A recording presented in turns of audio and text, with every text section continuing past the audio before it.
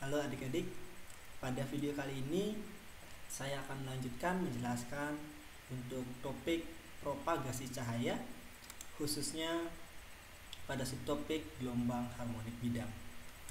Nah, kita harus ingat kembali penjelasan kita pada video sebelumnya bahwa dari persamaan Maxwell pada ruang vakum kita berhasil mendapatkan dua buah persamaan gelombang, yaitu persamaan gelombang untuk medan listrik dan persamaan gelombang untuk medan magnet.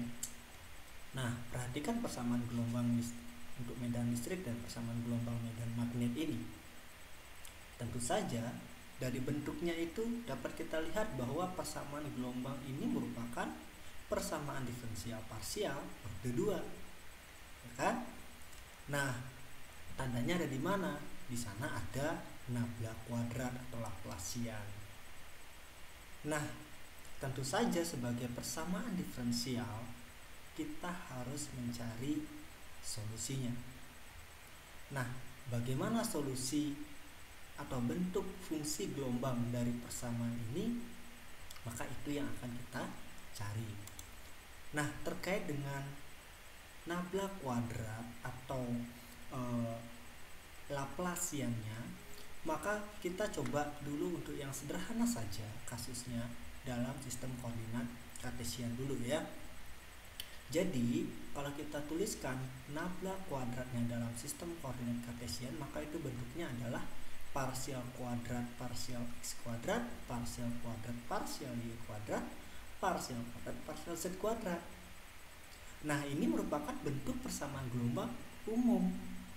Jadi U-nya ini kalau dia merupakan medan listrik, maka U-nya ini adalah E. Kalau kita berbicara persamaan gelombang medan untuk magnetnya, maka U-nya ini diganti dengan H. Nah, oleh karena itu ini merupakan bentuk umum dari persamaan gelombang. Oke. Nah, sekarang bagaimana kita bisa mendapatkan penyelesaian dari persamaan gelombang ini? Maka kita dapat analisis dulu dari kasus yang lebih sederhana, yaitu untuk kasus satu dimensi. Nah, jadi kita coba andaikan gitu ya, bahwa U-nya itu adalah persamaan adalah fungsi gelombang yang menjalar untuk satu dimensi, katakanlah pada arah Z gitu ya. Sehingga pada kasus ini maka nabla kuadrat itu dapat diuraikan hanya menjadi parsial kuadrat parsial z kuadrat saja. Sehingga persamaan gelombang tadi ya itu akan menjadi parsial kuadrat U parsial z kuadrat sama dengan 1/u kuadrat parsial kuadrat U parsial t kuadrat. Nah, U di sini hati-hati ya. U di sini bukan nggak sama dengan U ini ya. Jadi U di sini itu merupakan nanti dia akan jadi konstanta kecepatan dari gelombang atau cepat lambatnya. Yang jelas ini adalah sembarang konstanta. Nah, perhatikan sekarang bagaimana solusi dari persamaan diferensial seperti ini. Oke, kita pilih solusinya adalah bentuk UZ, T sama dengan U0 cos KZ min omega T. Nggak percaya? Ya, tinggal cocokkan saja ya. Masukkan yang ini ke persamaan yang ini. U-nya ganti. Hasilnya ruas kiri, ruas kanan akan sama. Kalau itu sama, berarti memang benar bahwa U 0 cos KZ min omega T ini merupakan solusi dari persamaan diferensial ini. Oke, dicoba ya, dicoba. Buktikan bahwa ini memang benar solusinya. Nah, kemudian di sini kemudian kita mendapatkan sebuah hubungan besaran yang mana konstanta omega dan K itu kalau kita bandingkan itu akan sama dengan U ini. Nggak percaya lagi? Dicoba ya. Oke, jadi di sini saya menjelaskannya secara cepat. Silakan adik-adik itu bisa di-pause videonya, kemudian dicoba, gitu ya. Oke, good. Kita lanjutkan. Jadi solusi yang diberikan oleh UZ, T sama dengan U0 cos KZ min omega T itu merupakan persamaan fundamental kita untuk mempelajari optik ini ya. Jadi berangkat dari kasus sederhana ini, dari solusi ini, nanti itu akan menjadi banyak bahasan kita selanjutnya. Dan bentuk fungsi U0 cos kz min omega t ini merupakan wakilan atau representasi dari apa yang kita kenal sebagai gelombang harmonik bidang. Nah, kalau kita bahas lebih lanjut mengenai bentuk U ini, U sama dengan U0 cos kz min omega t ini, maka kita dapat melihat dua hal. Yang pertama, jika untuk waktu tertentu, berarti kalau kita foto jepret gitu kan, bentuk grafiknya untuk waktu tertentu, maka Z-nya ini itu akan berubah secara sinusoidal terhadap arah Z. U-nya akan berubah secara sinusoidal terhadap arah Z. Ya. Nah, tapi kalau misalnya Z-nya ini kalau kita ambil pada suatu nilai Z tertentu saja, maka maka U-nya juga akan berubah secara sinusoidal terhadap waktu. Nah, gambarnya nanti akan seperti ini gitu ya. Gambarnya akan seperti ini. Oke, di garis yang tebal itu. Oke. Nah, kemudian sifat penjalanan gelombang itu dapat kita ilustrasikan dengan menggambar dua buah kurva, ya kan? Jadi ada satu kurva yang ini UZ, kemudian ada UZT plus delta T. Jadi kita ambil pada Z tertentu, tapi waktunya bertambah atau berbeda sebesar delta T. Nah, sehingga kita bisa mendapatkan dua buah kurva seperti ini. Jadi yang ini pasti akan berbeda dengan yang tebal. Nah, jadi kalau kita ambil suatu titik P pada posisi Z tertentu, untuk U tertentu, kemudian maka setelah waktu delta T, maka itu adalah titiknya P aksen. Nah, otomatis akan ada perbedaan antara P dan delta dan P aksen ini, yaitu delta Z, yang tentu saja kalau dia memiliki kecepatan merambat U, maka jarak delta Z ini itu adalah U dikali dengan delta T. Oke. Nah, sekali lagi ya, jadi delta Z ini merupakan jarak antara dua titik dengan fase yang sama, yaitu P dan P aksen, yang besarnya adalah U dikali delta T. Nah, disinilah kemudian U tersebut, ya, U itu disebut sebagai kecepatan fase. Nah, jadi karena U itu akan membawa kecepatan yang membawa suatu fase dari P, dan di titik P itu akan bergerak ke P aksen. Nah, persamaan gelombang U tadi, ya, persamaan gelombang U tadi lebih jelasnya, atau U0 cos kz min omega t itu akhirnya mewakili rambatan gelombang ke arah Z. Oke. Nah, dalam fungsi U tadi itu kita mengenal ada omega dan K. Nah, konstanta omega dan K itu disebut sebagai frekuensi sudut dan bilangan gelombang. Jadi omega-nya itulah frekuensi sudut dan K-nya itulah bilangan gelombang. Nanti K itu ada kaitannya dengan lambda. Apa itu lambda? Tentu semua orang sudah pada tahu. Jadi lambda itulah panjang gelombang, yang merupakan jarak yang diukur sepanjang arah penyebaran. Misalnya fungsi gelombang yang melewati satu siklus lengkap, atau dengan bahasa lainnya adalah jarak untuk satu gelombang. Nah, kebalikan dari panjang gelombang ini dikenal sebagai bilangan spektroskopik yang disimbolkan dengan sigma. Jadi sigma ini adalah seperlambda, ya. Jadi ada besaran sigma yang merupakan kebalikan dari panjang gelombang. Nah, tentu saja kalau panjang gelombang satu adalah meter, maka sigma ini satuannya adalah meter min 1. Oke. Nah, pada bagian ini adalah hal yang sudah familiar sekali untuk adik-adik gitu ya. Jadi kalau kita kenal satu gelombang penuh gitu kan, berarti dia berulang-ulang, periodik. Berarti kita mengenal adanya juga periode gitu ya, yang disimbolkan dengan T. Nah, periode itu merupakan waktu yang digunakan untuk mencapai satu siklus atau satu gelombang.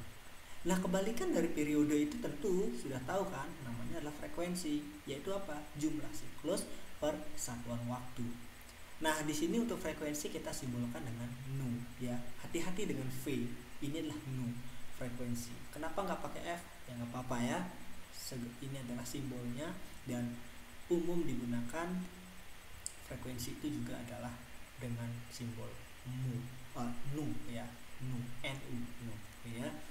Nah, jadi berdasarkan apa yang sudah saya sampaikan tadi, definisi-definisi tadi, maka gelombang itu akan berjalan sepanjang jarak lambda dalam waktu T. Kenapa? Lambda itulah panjang gelombang, panjang untuk satu gelombang. Sedangkan T adalah waktu yang digunakan untuk menempuh satu gelombang. Oke, artinya apa? Bahwa gelombang itu akan berjalan atau bergerak sepanjang lambda selama waktu T atau periode itu. Nah, kalau kita cari hubungan besaran-besarannya, perhatikan, berarti kalau lambda itulah jaraknya dan waktunya itulah T, maka kecepatan rambatnya atau U itu adalah lambda per T, atau lambdanya adalah U kali T. Ya. Nah, kemudian lambda ini tadi sudah kita sebutkan bahwa dia punya ada besaran yang merupakan kebalikan dari lambda, atau dengan kata lain lambda itu adalah seper sigma atau konstanta spektroskopik tadi. Oke. Nah, sekarang perhatikan yang U ini. U ini itu kan adalah cepat rambatnya. Oke. Nah, kemudian lambda ini kan ada kaitannya dengan bilangan gelombang, yang mana lambda tiada lain adalah 2pi per K. Sehingga 2pi per K ini adalah sama dengan seper sigma. Ya, ini adalah simpan aja dulu gitu ya, utak-atik permainan matematika seperti ini nanti kita akan gunakan. Kemudian kita beralih ke frekuensi nu tiada lain adalah U, cepat rambat per lambda. Kenapa? Karena cepat rambat itu adalah frekuensi kali lambda gitu kan. Kenapa bisa frekuensi kali lambda? Oh iya, tadi kan lambda per T, berarti U nya adalah nu. Karena T nya itu adalah kebalikan dari frekuensi, maka U nya itu adalah nu kali lambda gitu ya. Nah, kita ketahui bahwa frekuensi itu adalah omega per 2pi, ya kan? Sehingga kita dapatkan hubungan seperti ini. Oke, jelas dulu sampai di sini ya. Nah, jadi itu tadi penjelasan untuk kasus yang satu dimensi gitu ya. Nah, secara umum kan gelombang itu bisa berjalan ke arah manapun. Jadi dalam ruangnya atau spasialnya dia bisa bergerak ke arah X, Y, Z. Nah, otomatis kita perlu mengkaji bagaimana solusi persamaan gelombang untuk 3 dimensi gitu kan. Nah, kalau kita kembali ke persamaan gelombang tadi, maka otomatis solusi untuk 3 dimensi yang nabla kuadrat U sama dengan seper U kuadrat parsial kuadrat U parsial T kuadrat tadi, tetapi nabla kuadratnya tidak hanya parsial kuadrat parsial Z kuadrat saja, tetapi adalah parsial kuadrat parsial X kuadrat parsial Y kuadrat tambah parsial kuadrat parsial Z kuadrat. Maka secara analogi, jadi ini memang matematika itu kadang punya trik aja biar cepat ya, tetapi itu tidak salah gitu kan, karena memang hasilnya juga benar secara matematis, bahwa untuk 3 dimensi maka fungsi solusinya adalah U0 cos kalau tadi adalah KZ min omega T, maka sekarang K dot R. R ini apa? R ini tiada lain adalah posisinya, vektor posisinya, atau IX plus J plus KZ. Nah, dengan K itu merupakan vektor gelombang yang diberikan dalam bentuk K IKX, J KY, dan K KZ. Yang mana kalau komponen-komponen K tersebut kita cari besarnya, nah itulah yang disebut sebagai bilangan gelombangnya atau K itu sendiri. Nah, sehingga ini adalah K dot R. Oke. Jadi sedikit bedanya kan? Dan ini saya harap tidak bingung. Jadi kalau tadi U0 cos KZ min omega T, sekarang K dot R. Ini vektor, iya, tapi kan dikalikan dot. Kalau sudah dikalikan dot, maka dia akan jadi skalar. Nah, sekarang perhatikan bahwa untuk menafsirkan persamaan ini, bahwa U sama dengan U0 cos K dot R min omega T, kita bisa lihat dari suku kosinusnya, yaitu K dot R min omega T. Nah, perhatikan bahwa nilai konstanta dari besaran ini didefinisikan sebagai sebuah bidang tertentu yang dinamakan sebagai permukaan fase konstan, yang mana K dot R min omega T, kan kalau kita lihat K dot R berarti KX dikali dengan X tambah KY dikali dengan Y tambah KZ dikali dengan Z min omega T, maka itu adalah konstan, yang mana kalau digambarkan itu seperti ini ya, bahwa kalau dari persamaan tadi arah kosinus bidang fase konstan sebanding dengan komponen vektor perambatan K. Jadi artinya sembarang komponen dari K itulah arah kosinus bidang fase konstannya, tetapi nilainya itu dia adalah konstan, tidak berubah. Berarti dengan kata lain bahwa K ini merupakan normal untuk permukaan gelombang pada tingkat yang sama dengan kecepatan fase. Jadi dia arahnya sama dengan kecepatan fase. Jadi K merupakan normal. Oke. Nah, K sendiri ini adalah merupakan vektor. Nah, nanti kita bisa, habis ini kita akan bahas bahwa K ini nanti kita ambil arah vektor normalnya dengan N, gitu ya. Oke, sekarang kita lihat, berarti kecepatan fasenya U adalah sama dengan omega per K. Berarti K tadi kan kita sudah dapat bahwa nilainya adalah akar KX kuadrat plus KY kuadrat plus KZ kuadrat.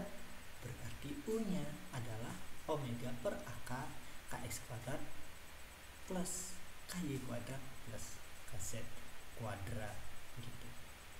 Oke, lebih singkatnya adalah bahwa K ini arahnya searah dengan kelajuan kecepatannya, dari kecepatan rambat dari gelombang tersebut.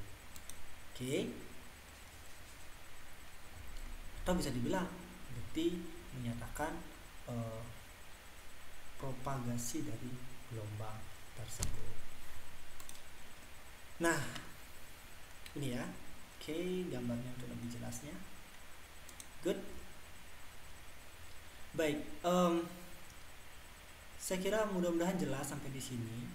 Nah, ini tambahan saja bahwa dari mana sih sumber radiasi gelombang elektromagnetik itu? Jadi radiasi elektromagnetik itu dibentuk oleh osilasi muatan elektrik. Nah, frekuensi osilasi ini menentukan jenis radiasi yang dipancarkan. Nanti radiasi yang dipancarkan ini nanti akan dibedakan atas frekuensinya. Makanya gelombang elektromagnetik nanti dibedakan atas frekuensinya. Nah, variasi perbandingan spektrum elektromagnetik dibentuk berdasarkan frekuensi dan juga panjang gelombangnya. Jadi kalau misalnya dia bergantung pada frekuensi, ya tentu saja itu juga bergantung pada panjang gelombang, karena frekuensi dan panjang gelombang itu memiliki hubungan. Oke. Nah, sekarang kita akan bahas mengenai koherensi. Jadi jika pada sumber yang diberikan semua muatan berosilasi serempak, maka sumber tersebut dikatakan koheren. Tetapi jika muatan yang berosilasi yang menimbulkan gelombang elektromagnetik ini tidak bersamaan dan random, maka sumber tersebut dikatakan tidak koheren. Dan biasanya sumber radiasi pada wilayah optik itu tidak selalu koheren ya. Jadi kalau kita berada suatu wilayah optik nanti, maka sejatinya kita berada pada suatu keadaan yang tidak koheren gitu. Oke. Nah, semoga jelas. Saya cepat saja untuk menjelaskan ini. Terima kasih atas perhatiannya. Selamat belajar. Sampai jumpa lagi pada video selanjutnya.